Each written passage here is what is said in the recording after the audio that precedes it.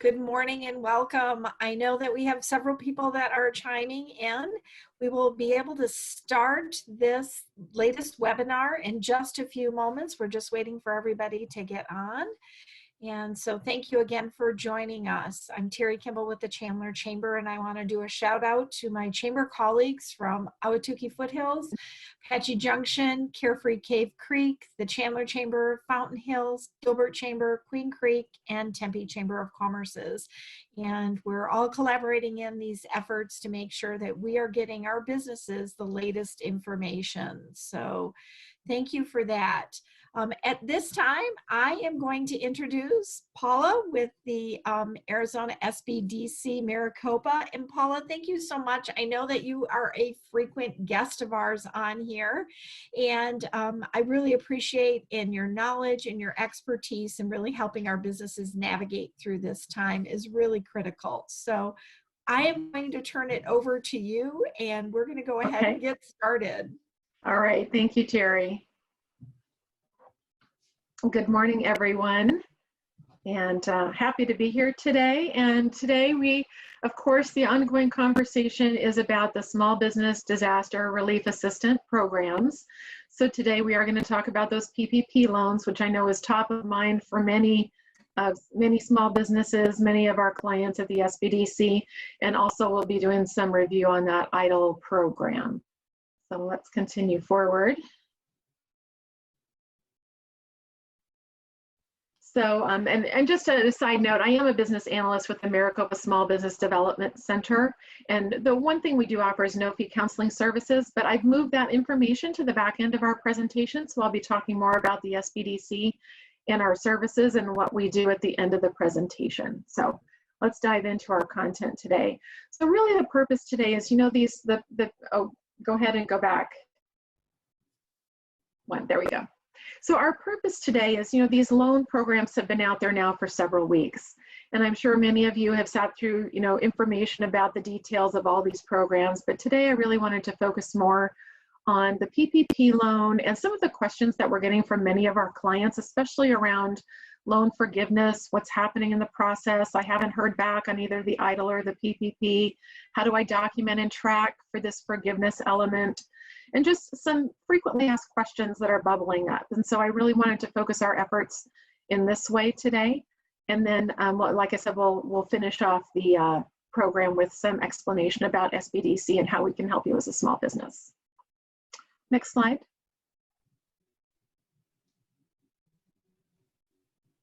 So just know the Maricopa SBDC and the Arizona SBDC network, we're a resource partner to the SBA.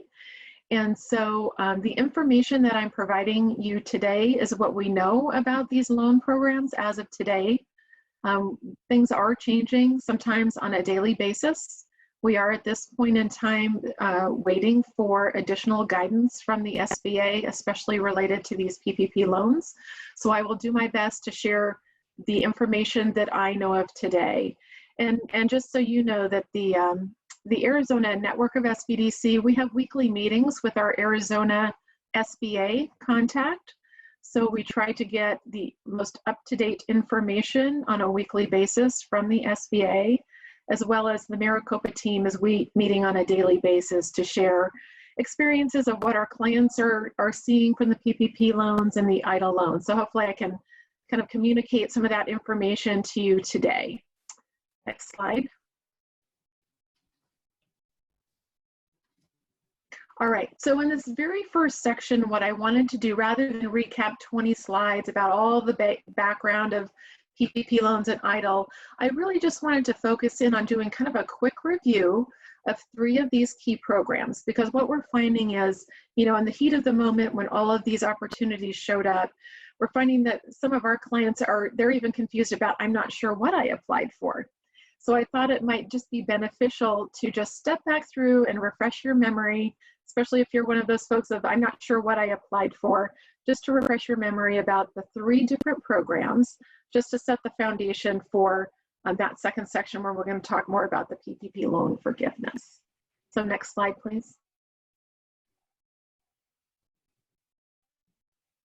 All right, so these are the 3 programs. the basic programs. There's the Paycheck Protection Program that's through the lenders. There's that EIDL Loan Advance, where you went to the SBA.gov website, filled out the application, said, yes, I want to be eligible for an EIDL up to $10,000 grant. And then in addition to that, there is this EIDL loan that is out there intended for those fixed expenses, some of that working capital for approximately 6 months or so. It's that EIDL loan. So it's in addition to that advance. So we're going to look at each of these 3 items today and just review them briefly. Next slide.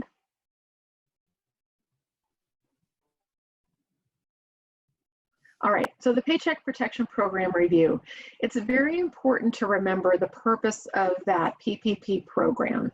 It really was intended, or is intended, to be that incentive for that small business to keep their workers on payroll, or if you've laid off your workers, to bring them back on payroll. So that was the intent of the loan and continues to be the intent of the loan. The application, now this is the one that is through those SBA lenders, right? That funding is through the Department of Treasury, but you're going through a lender to apply for the PPP loan. And just very briefly, who's eligible, and these still remain the same. There's some discussion about they perhaps might be extending this out. So small businesses, less than 500 employees, sole proprietors, independent contractors, those nonprofit organizations, and businesses must be in operation prior to February 15th, 2020. And you must also, kind of be feeling the effects of the COVID. There are some businesses that may not be so impacted by the COVID pandemic, but many who are. So just keep that in mind as you're applying, you're certifying that, yes, you are experiencing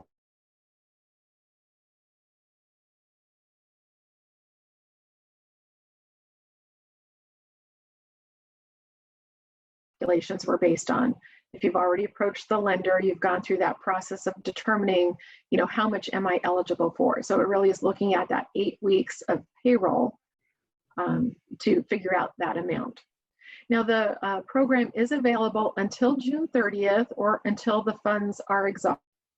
Or maybe we'll see what changes come down the road about if those dates hold, and the funds as well. Next slide, please. Just a recap of the terms. Funds is pretty clear cut.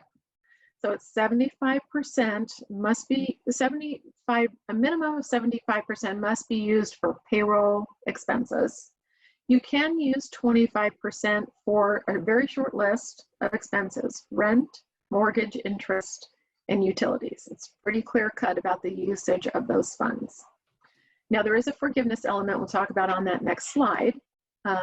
But if you have amounts that are not forgiven, it's rolled into a loan at a 1% interest for a term of 2 years. There's a 6-month deferment on the first payment, and interest will accrue over the period, but there's no prepayment penalties and no application fees from the lenders or the government for these loans.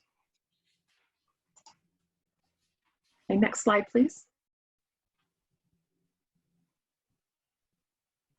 Now, as far as loan forgiveness, the loan will be fully forgiven if the funds are used for that short list of expenses that we outlined: payroll costs, interest, mortgage, rent, and utilities. But remember, at least 75% of that amount must have been used for payroll. And then that forgiveness element is there.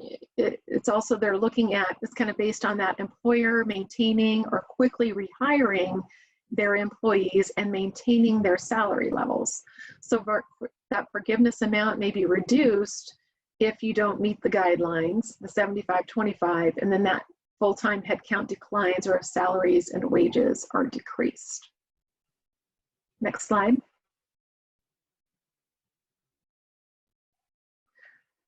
And they still are, if you've not yet applied for a PPP loan, there are still lenders that are accepting applications.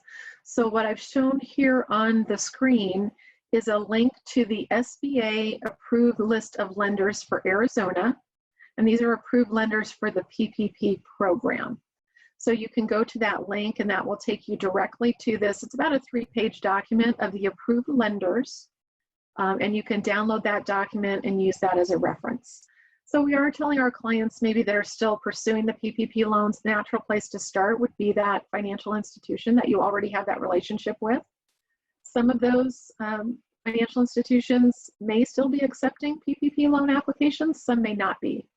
So this list will help you identify those some other options as far as where you can go to request that PPP loan or apply for the PPP loan. Next slide, please. All right, so we're going to stop at the PPP loan. We'll return to this forgiveness element in the next section. But now I just want to overview, continuing just the brief review of these other two programs. So the advance funds through the EIDL program. This is the one where you would have gone to SBA.gov and you would have completed a very simple online application for the grant. And what it was is it's a request for up to $10,000 advance funding. It's included as part of that economic injury disaster loan process. The amount that's determined, it's $1,000 per employee. It's based on your head count, up to $10,000. And then repayment, there is no requirement to repay. You don't need to produce even any documents that showed how you use the monies. Of course, it's intended to be used for business expenses, but it is fully forgiven. Now, related to the PPP loans, if you receive an EIDL advance grant, these grant monies, they are subtracted from the PPP loan forgiveness amount. We're going to be talking about that in the next section.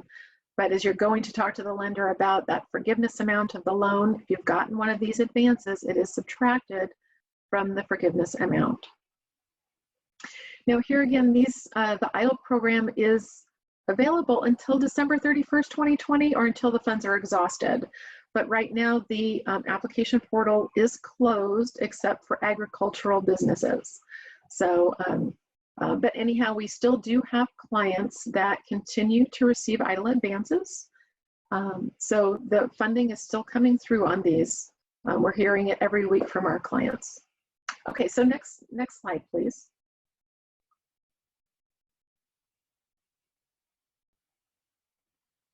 Next, there we go. Okay, so this is just to jog your memory if you're still not sure about if you applied. This was just a couple of screenshots about the EIDL application. It was from SBA.gov. Go ahead and click to the next slide.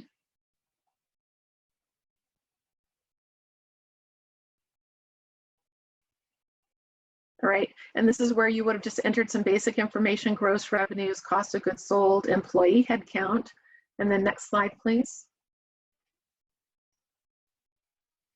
Now, what's happening, this is one of the screenshot where if you selected that box of you'd like to be considered for an advance of up to $10,000, you would have entered your bank account information. So I just wanted to share with you what our clients are experiencing on this. So what happens is you've checked the box, you haven't heard. It may have been several weeks, maybe you haven't even heard yet about the advance or an EIDL loan. What will happen, and granted the monies, they're just going to show up in your bank account. Whatever information you put into this application, they're going to drop in there. And typically there's going to be a note related to it that says maybe SBA Treasury on there. That's going to come that says you've been awarded a grant money. It's just going to show up in your account. Another way to identify it is that EIDL advance grant is based on that head count. So if you have 7 employees and there's $7,000 in your account tomorrow, likely it is that grant money, but you won't receive any email necessarily stating that you've been awarded the grant money. So keep an eye on your bank account, and they are just kind of showing up based on what we're hearing from our clients. So next slide, please.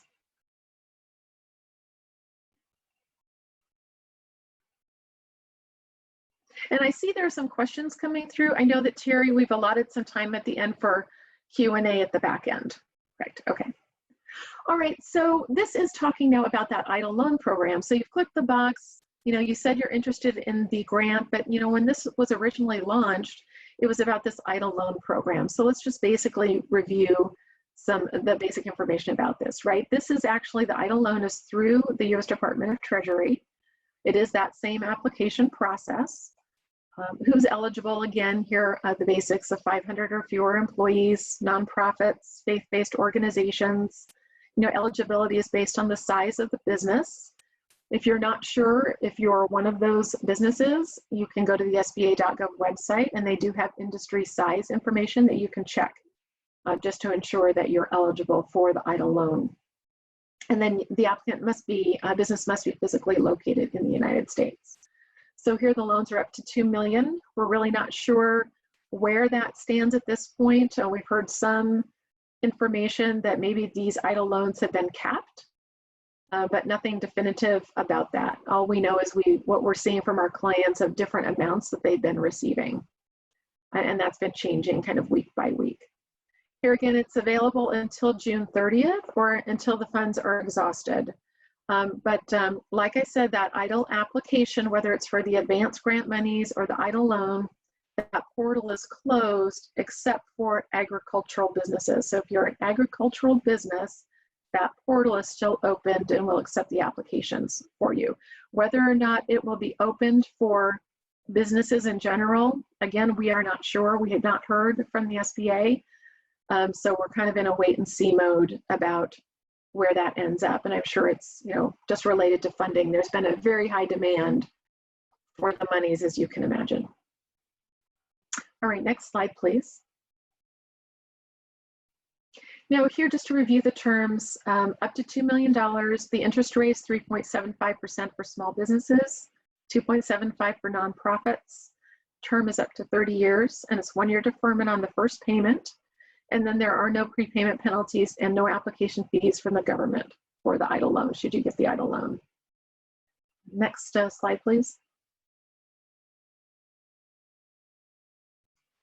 And the use of funds, and you know, when this was launched, it was intended for about 6 months of those fixed expenses that aren't going away, still there, right? So rent, utilities, monthly debt, payroll, accounts payable, other bills that could have been paid had the disaster not occurred.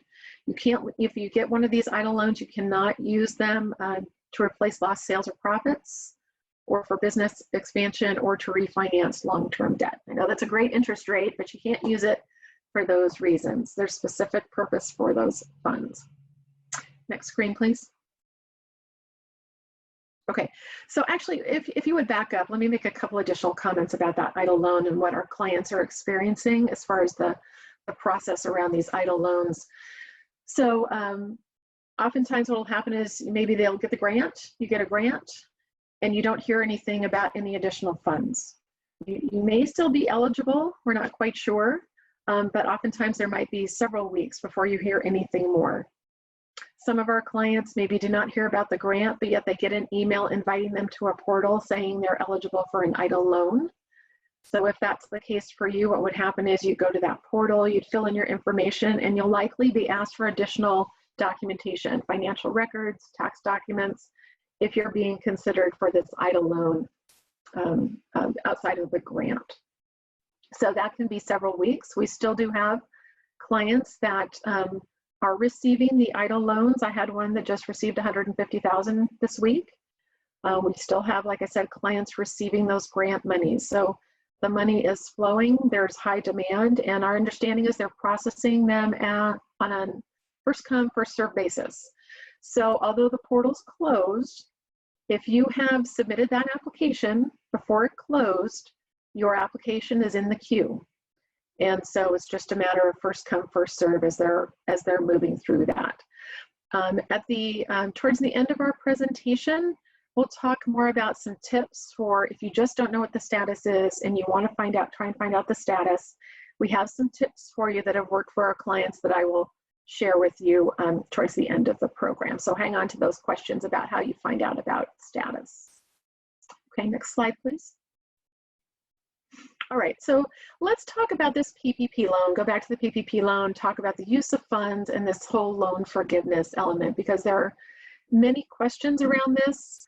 Know that there are still some gray areas. We are waiting for that SBA guidance, hopefully within the next week or so, because a lot of you may have received these funds and that 8-week clock is moving forward. So let me share with you what I know so far today. Go ahead and click forward. All right, so here again, the loan forgiveness, fully forgiven if the funds are used for those specific costs: interest, mortgage, rent, utilities. 75%, at least 75% for payroll, 25% for those other expenses. And again, we talked about this. It's based on employer rehiring employees, maintaining salary levels.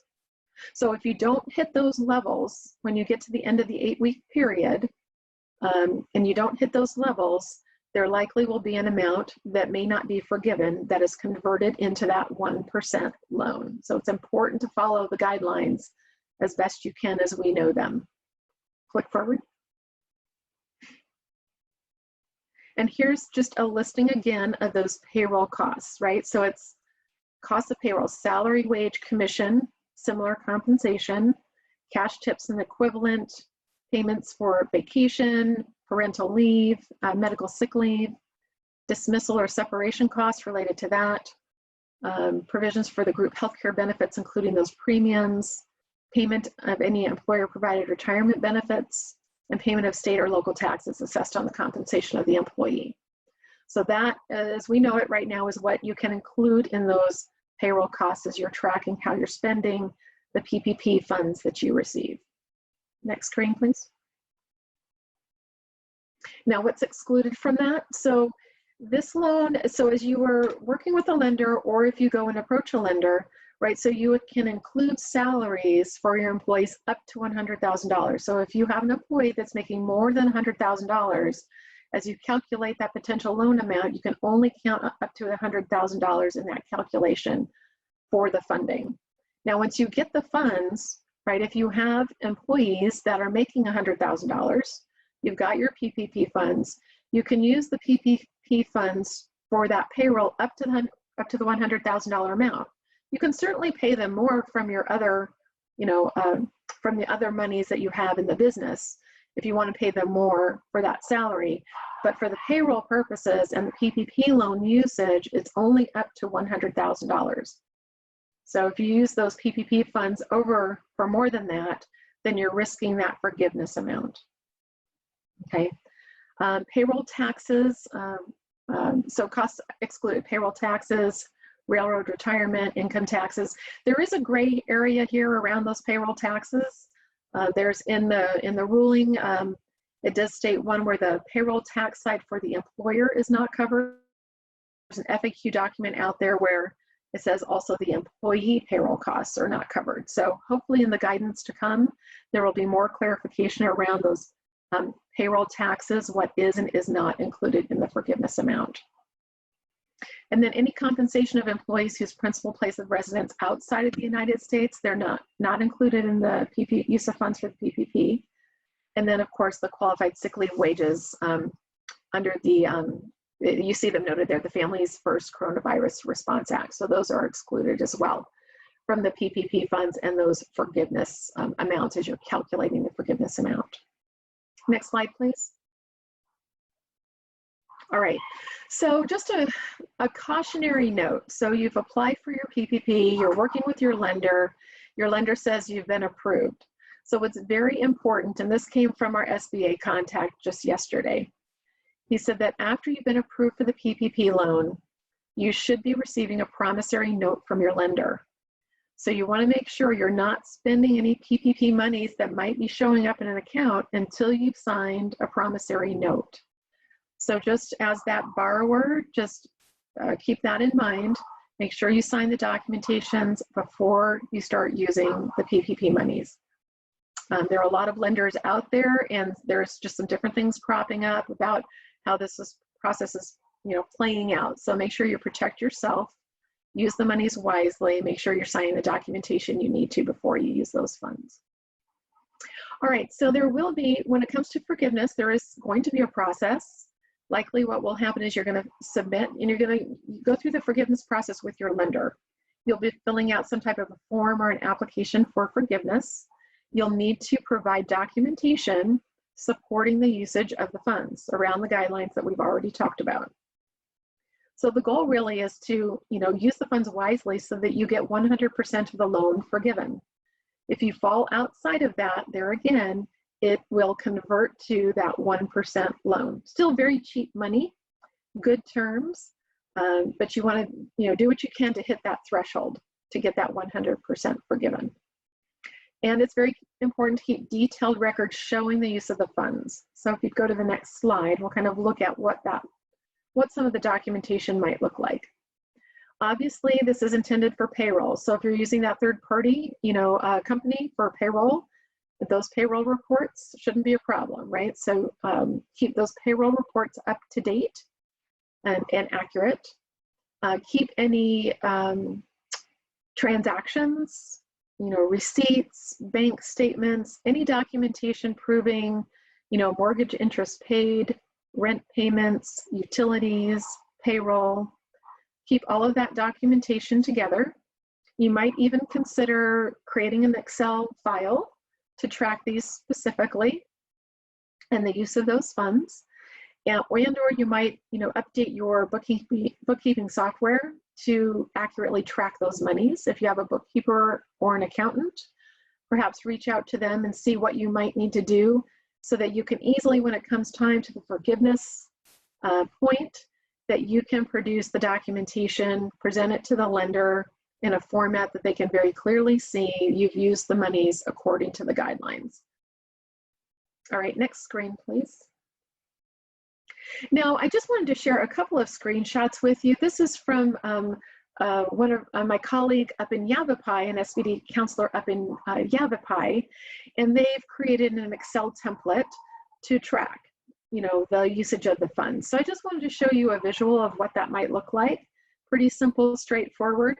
It requires a little bit of extra record keeping, but from my perspective, if you can make it easy for the lender when you get to the forgiveness point, to show them exactly how the monies were spent rather than a pile of documentation, I think it's going to serve you well. So here you can see it's pretty simple. The amount you received, the date you received it, and then this Excel spreadsheet breaks it out into all of those different categories of forgiveness. All right, and next screen, please. And then this is just the second spreadsheet where they used to track the payee and what it was used for and the date. So keep that in mind as a suggestion to help you track your expenses. Next screen. All right, so what I've dropped in here to kind of close out this section are just some very frequently asked questions. So let's talk about these. First, question 1. Do I work with my lender or the SBA to have my PPP loan forgiven? So like I said, it's going to be through your lender, but we continue to get questions about this. So you'll work with your lender about the forgiveness, for the forgiveness aspect of the loan. Next slide, please. This question is also starting to bubble up. Now, can I use the funds for expenses other than the payroll, rent, utilities, and mortgage interest? So here's my advice to you, is when you sign that application, right, and in the Federal Register, it even says, you're certifying that in good faith, you're getting this loan to use it for these purposes. So stick with the guidelines about what we know and how the loans or the monies are to be used today. If you fall outside of that and completely decide to use it not for any of these expenses, are you endangering the forgiveness? Absolutely. But also you're kind of going against what you certified when you signed that application, that you're getting these loans to use it for these purposes. It really is intended for payroll, to bring that staff on back and get that payroll money in their hands. Next slide. All right, question 3. So you've received your PPP funds. When does the 8-week time period begin, and can you delay the use of the funds? So once you've received the monies from the lender, once they're in your account, then the 8-week time period begins. So you're to use the funds within that 8-week time period. Can I delay the use of the funds? We're advising no. The 8-week clock starts when you get the money. So recommending that you do not delay use of the funds. Will some of the timeframes, now our SBA contact did indicate there might be some shifting in some of these date frames. We don't know yet. Here again, I just advise you, keep it simple, stick with the guidelines as we know them today. Next slide. What if my employees do not want to come back and do not want to come back to work? So yes, this is frequently asked, And just based on the industry and the type of business you're in, this is a challenge. You know, with salons and restaurants, there are a lot of different aspects to this question, and who will and won't want to come back. But in the ruling, the official rulings, what they say is, make the offer to the employee as you're getting ready to come back, make the offer to the employee a document, right, a written document. And then if they decline it, have that decline in offer. Keep the documentation that you've shown you've made the offer to the employee. They've declined the offer. You're going to keep that documentation to support when you get to the forgiveness part of this process. You know, because you're going to have your list of staff, your employees, and you want to be able to have that conversation with the lender about made the offer, they didn't come back, because there's going to be this question about head count and maintaining that head count to get that forgiveness level. So you want to do everything you can to show you've made a good faith effort to bring people back on board. You can't necessarily control their decisions, but just know, yeah, absolutely. If I can chime in here, people are going to need that documentation as well for unemployment purposes. And I know that we're talking about the loan component, but from an employer standpoint, those records are also going to be necessary for that as well. Correct. Thank you, Terri. Yes, very important. All right, next question. Can I use the PPP funds to pay my employees retroactively? No, the funds are, you receive the funds you're going to use for the expenses going forward into the next 8 weeks. And that even holds true for, we have questions about rent and those other expenses. So we're advising our clients now to use those funds going forward, to pay the rent going forward, to pay the payroll going forward. Next question. Can I use the funds to pay independent contractors? You cannot. So as you determined the loan amount, working with the lender, the independent contractors were not to be included in that payroll amount, and you cannot use it once you receive the funds to pay the independent contractors. Independent contractors were able to apply for a PPP loan on their own. So in fact, we've had clients that did exactly that and actually did receive PPP funding. Next question. So I received an EIDL advance. How does that impact my PPP loan? What will happen is the EIDL advance money, when you get to the forgiveness point, will be subtracted from the PPP loan for the forgiveness amount, because you can't stack those loans. You can't double dip, right? So the EIDL advance was based on your head count. So they are going to subtract that EIDL advance money from the PPP loan amount or the forgiveness amount. All right, next question. Are payroll taxes included in the forgiveness amount? So I already touched on this. There's a bit of discrepancy in some of the ruling. So we'll see what the next guidance says. The one says the employer portion of payroll taxes is not included in the forgiveness amount. Not sure really about the employee portion of that. So we'll wait for that next round of guidance to hopefully bring clarification around this question. So I'm a sole proprietor or a single member LLC. I do not issue a paycheck to myself. What documentation do I need for forgiveness? This is a bit of a gray area, but when, if you sat down with the lender and filling out and figuring out the loan amount you would be eligible for, likely you submitted kind of that net income from the business, perhaps divided it by 12 to get that average amount, multiplied it by 2.5 to figure out what that 2 months of payroll is with that little bit of extra. So right now we're just advising clients to keep documentation. So if you're writing yourself a check, that owner draw check, keep a copy of the check. If it's a transaction from your business bank account to your personal bank account, keep a copy of that transaction. Anything to support how you're paying yourself. I would say pay yourself on a regular basis, maybe once a week, every 2 weeks. Using those loan monies, track the extra expenses. And in this case, an Excel spreadsheet might be appropriate to keep those payments straight. So you can show that to the lender, what you've done with those funds. Hopefully we'll get a little more guidance around this area from the SBA in the coming documentation. And then our next question, And final question, are EIDL advance grants and loans still being distributed? So yes, they are, as I shared with you. It's first come, first served basis. If you applied before the portal closed, you are in the queue.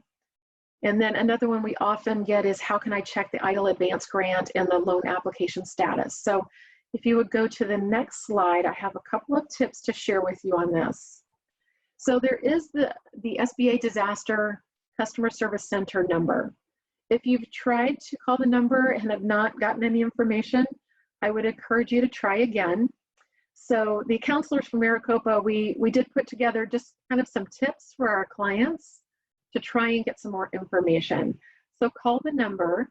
If the person you're talking to is not getting you anywhere, is not getting information, ask if you can be transferred to someone who can give you that information.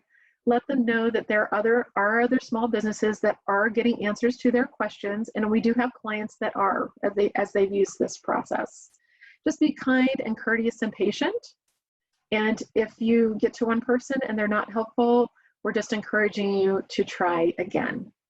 So we do have clients that have tried these tips and we're able to get through. So be persistent. We do not, as the SBDC, do not have visibility into this disaster group and the group giving out the funds. The SBA as well do not have visibility into this group. It's a separate group. So we're kind of learning about what's happening with this process from our clients and the SBA as much as they know. So persist and try the number and try to get information about your status. Next slide, please. These are two information sources that please make note of these. There is a lot of information out there in articles and on the news and just the rumor mill out there.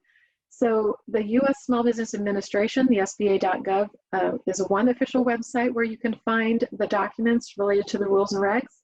The U.S. Department of Treasury also has the policies all listed there. So you have access to the official ruling. If there's information you're hearing out there in the news or that rumor mill, it's possible it's being discussed. They are looking, they do know that there are issues and things that need to be resolved. Perhaps they're being discussed, but until it's officially stated in the documentation, it's not necessarily right cut in stone. So follow the basic guidelines I've taken you through today to try and get to that forgiveness amount on that PPP loan. Don't try to overthink it. Try to stick to the simple rule, be conservative, and follow the guidelines. And then just make sure you're going to the official sources for the information. All right, next screen, please. And then just very quickly, a couple notes about SBDC. I know there are a lot of questions, so we want to get to those. Next slide. So, as you get the monies in place and you're trying to figure out your recovery plan, a couple of things to keep in mind. Make sure you're setting goals, even if they're just weekly, monthly goals. It's hard to think 6 months and even a year out for many of you, but just set some goals. Kind of keep yourself in that positive mode. Target the goals, track your goals, keep moving forward. Going through some of this process and just going through the struggles, you may have, there may be some cracks in the foundation that need to be filled. So just review your financial tool set for the business. Do you have that financial tool set? Income statement, balance sheet, cash flow, cash management tools? Are you setting budgets? Things like that in place that are really, really important, especially at this time. So review what you've got, and if you've got some gaps, the SBDC can help you. So we'll talk about that in a minute. And then take steps to be lender ready, right? Many businesses are not getting the funds they need. And so it's really important to understand what you need to do to fill some of the gaps. So if you need to go in as a next step and approach a lender, you can put your best foot forward and present your business and hopefully get some additional funding to keep you in this recovery mode. So it's important to take steps to be lender ready. So let's go to the next screen. And this kind of transitions us to the Maricopa Small Business Development Center. We're part of the America's SBDC network and the Arizona network. But those three items right there, as the mode we're in right now, definitely we can help you at the SBDC with those areas. So we offer no fee counseling. There's no catch to that. We're funded by the SBA. at the federal level, and then by Maricopa community colleges. And so it is this no-fee counseling that we provide to small businesses in any industry and anywhere on that life cycle stage. And so I would encourage you to check out our resources, especially now. It's hard to beat the no fee, and encourage you maybe to schedule an initial counseling session to see if what we offer will fit your needs, especially at this difficult time. So let's talk about how to request counseling. So if you would go to the next slide, please. It's very simple. Our website is listed there, maricopa-sbdc.com. So you go to the website and look for the request for counseling link. You'll fill in your email, and it takes you to a very simple one-page form. You do need to fill out the request for counseling to use our services. Fill out the form, you'll enter the system, and then Connie and Yvette will take that, and you'll be assigned to a lead counselor. And we do have 2 East Valley counselors. I am one of those, and Marcus Brown is our other East Valley counselor. So if you're in the East Valley, you will likely be assigned to one of us, and we will schedule an initial counseling session and talk to you about what's going on in the business and begin to help you just kind of assess what are some of the gaps, what are some of your needs, and how we can help you out. So it's a pretty painless process. We do have a lot of demand right now, so just ask for some patience. We're getting to our clients as quickly as we can. And that concludes my presentation, Terry. So, and then there's thank you so much, Paula. And let's go ahead and get through some of our questions that we have. And I do want to say that most chambers do work very collaboratively with the SBDC. And so reach out also to your chambers, because I know our SBDC, our counselors are so a lot of times they're working right out of our offices. And I know that you're working virtually right now due to everything that's happening, but making sure that you are tapping into your local chamber as well. So let's go to the first question, Paula, regarding the PPP. We received the PPP funding very late, just recently. Can the PPP funds to put against payroll retroactive to mid-February payroll and beyond? I think you answered that in saying it's from the time forward, correct? As we understand it right now, it cannot be used retroactively. So the safe plan is to use them for expenses going forward. Okay. And then does all the PPP funding need to be totally spent within the 8 weeks of receipt for the forgiveness portion? So yes, but this is a gray area because, you know, some of the timing, it's going to be tricky, some of the timing and how those funds are used. So yes, we'll see what additional guidance comes out related to the use of those funds. Stick with the use of the funds and do your best to bring people back on payroll, because that's the intent of it. So, great. Okay. Can contributions to a health savings account be included in the calculation for loan forgiveness? I'm not sure. I don't recall seeing that specifically in the list. So perhaps a gray area. Let's look to the guidance as it comes out for more on that. Okay, and maybe we can reach out to our SBA, Jim and his team, and maybe get an answer, and then we can go ahead and so yes, and on a note for that, Terry, is we meet with them weekly. We're meeting with Craig Jordan on a weekly basis. So if there are any questions that cannot be answered, Terry, if you would forward those to me by Tuesday, end of day, and we'll submit those. Great. All right.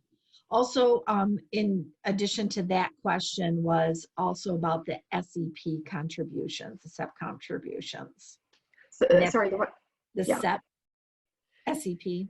Yeah, so we'll see on that. Yeah, we'll have to get back on that. I figured that. Okay, next question. What if the payroll is close to the original amount payroll, but the head count is not the same, 20% lower? So there again, it's going to be a gray area on the forgiveness. I would say, you know, that's going to be a conversation with the lender. It may be that a portion will not be, it may be reduced and a portion may be converted to that loan. But remember, it's a 1% loan. So, and it can be paid back with no penalties. So there may be those situations that occur. Great. Okay. Does the EIDL grant impact the forgiveness amount of the PPP? Yes, it does. As we understand it today, it will be subtracted from the forgiveness amount. of the PPP loan. Correct. I have a 1099 employees and obtained a PPP loan. Can I continue to pay the 1099 employees, and will that be forgiven? You cannot use PPP funds to pay 1099 contractors. If you do that, that amount will not be forgiven. As we know it today, it's very clearly stated in the rules. In the rules, great. I received $1,000 into my business account. How do I know if it's a PPP or the EIDL? I think it's the EIDL. It's the EIDL, right? If you get a PPP loan, remember, you're signing a promissory note. So, and that EIDL advance typically shows as like SBA Treas. It's because it's coming from the government. So that's how you would know. And not only that, on the EIDL loan, those are the ones that you've went online to do and that you have not used an SBA lender. So, okay, we received the EIDL advance, but have not heard anything regarding the EIDL loan. Is there a new method to track this process? We do have these slides available, and I think you had it on there. So we'll make sure that we get this out to all of the participants as well as PowerPoint, as well as to all of the chambers, and then touch base with your local chamber.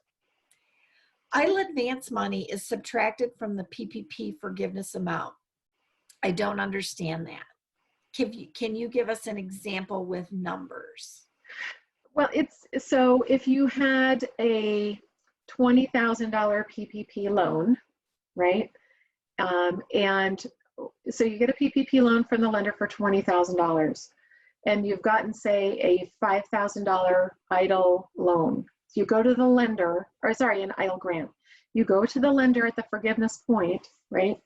And maybe you've used pretty much all of it gets tricky. It gets tricky on the numbers on how much, right? So I guess, keep me a simple. 20,000 PPP loan, right? You've got an EIDL advance of 5. The 5,000 is going to be subtracted from the PPP loan amount. So basically you've got $15,000 of that PPP money to use for those approved expenses. Great.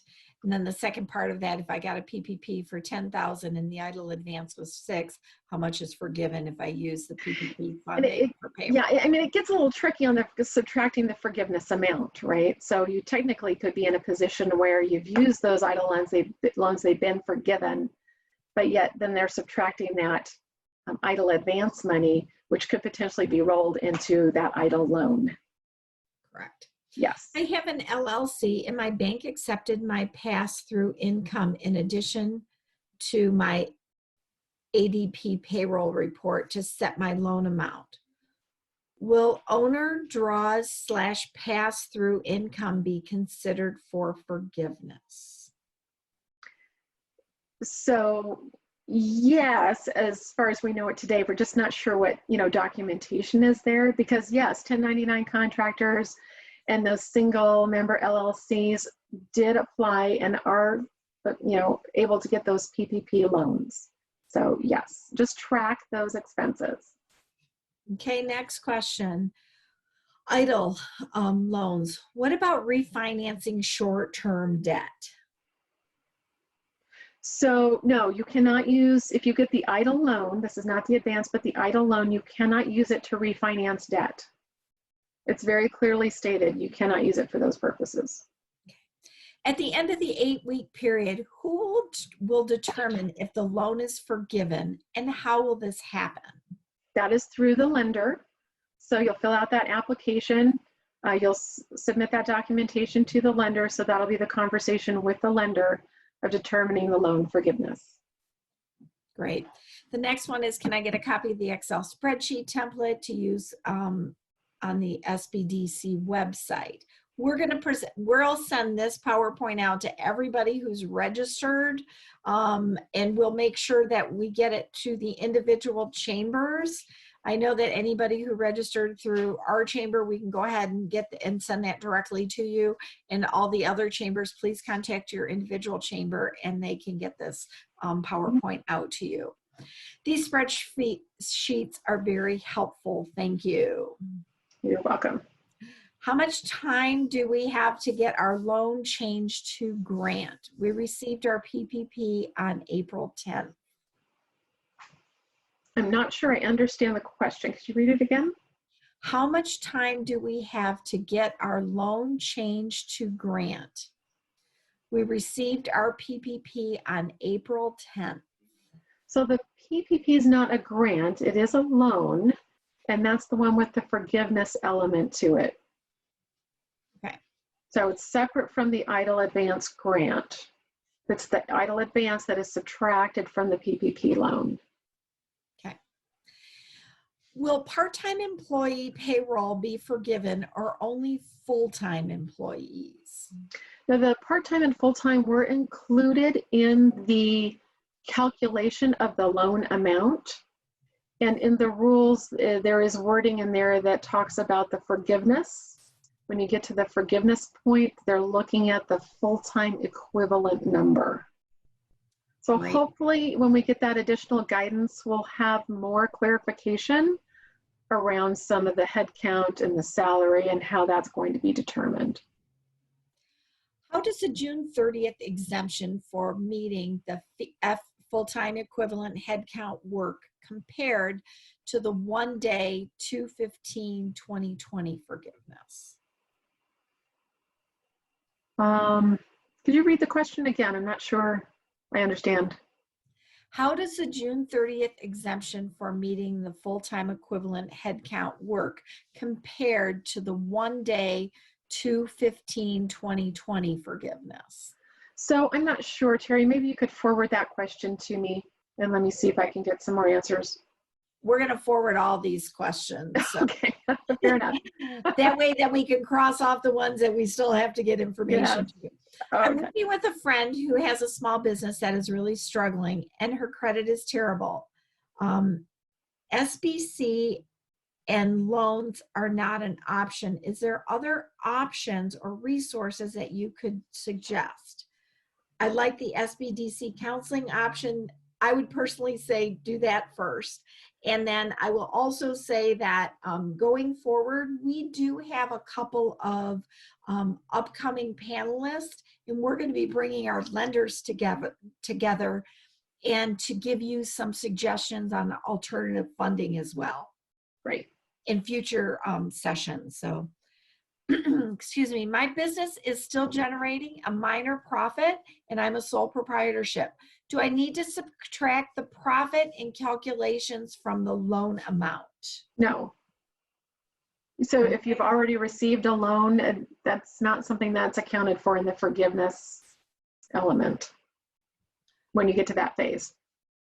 Do employee bonuses and profit sharing qualify as a payroll expense? I would say no. Okay.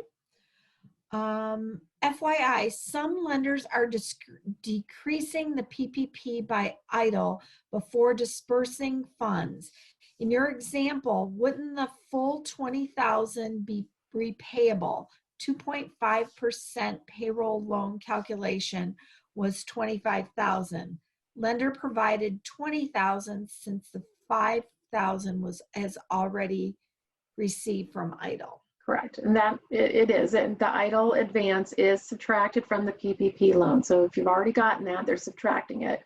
In a way, it could simplify things at the end of the forgiveness level because now you know exactly the amount of the funds that you are able to use for the PPP purposes. So now you've got the $15,000, fall within the guidelines, and 100% of that, if you follow that, should be forgiven. Okay. Who do we contact if we have a dispute with the lender's PPP loan forgiveness decision? That we do not have information about that contact. There again, hopefully something in the future guidance to come. Okay, how much time do we have to get the PPP forgiven, turned to a grant? So it's turned into a loan, not a grant. So any amounts that are not forgiven from the PPP loan will convert to the 1% loan 2-year term. And timing-wise, nothing, we've not seen anything related to the timing and that forgiveness process related to that. Well, and I do know that we are working with our federal officials as well, whether there's continued funding, you know, there's all kinds of different things that you're hearing back and forth out there, but until the president signs something actually into law, you know, things could change at the last minute. Right. And so we are continuing to give our comments to our federal delegation, and I know my chamber colleagues are working on that as well. Regarding bonuses and profit sharing, what if they are used in the calculation of the PPP loan amount? So I'm not going to answer that question until we get that further guidance about those bonuses and the count of those. Perfect. And to clarify, the EIDL grant can be used for any business expenses. Yes, there's it's fully forgiven and there's no documentation. Yes. And it's not subject to payroll use for forgiveness. It's just subtracted from the PPP loan, any PPP loan that you get. Great. All right. I know that we've had a number of questions. Paula, I just want to thank you again for joining us. And I'd like to, you actually kind of related all of this information, because we're on information overload right now, but you really break it down and give us some, all right, these are very basic questions. I love the question that you put on there. So in giving us, because we're hearing these over and over again from many of our businesses. So thank you for doing that. And can we count you in for our another session too in the Yes, and hopefully we'll have more up to date with some new guidance on forgiveness. So, of course. Well, and I do want to say next week we are also bringing in, and if you don't mind, Paula, they'll share the spotlight, but we are actually bringing in an HR expert to talk about from the employee side, because a lot of these questions are coming in. So please stay tuned for next week. And then the following week we have, with the SBDC, we will also be bringing in a CPA. We have a CPA expert that are going to talk about how do you navigate the reporting of this and taxes and all of that. And he's going to answer those questions as well. So next week is HR along with the SBDC. And then the following week is our CPA expert with the SBDC. So thank you again, Paula. And thank you. I want to do a shout out to my chamber colleagues. You guys are amazing. And I really appreciate your participation and collaboration with this effort. Wittekind Foothills Chamber, Apache Junction Chamber, Carefree Cave Creek Chamber, the Chandler Chamber, the Fountain Hills Chamber, Gilbert Chamber, Queen Creek Chamber, and the Tempe Chamber of Commerce. Thank you very much for everything that you do to help business move forward. See you next week, Thursday, 10 a.m., same time, same place. Thanks.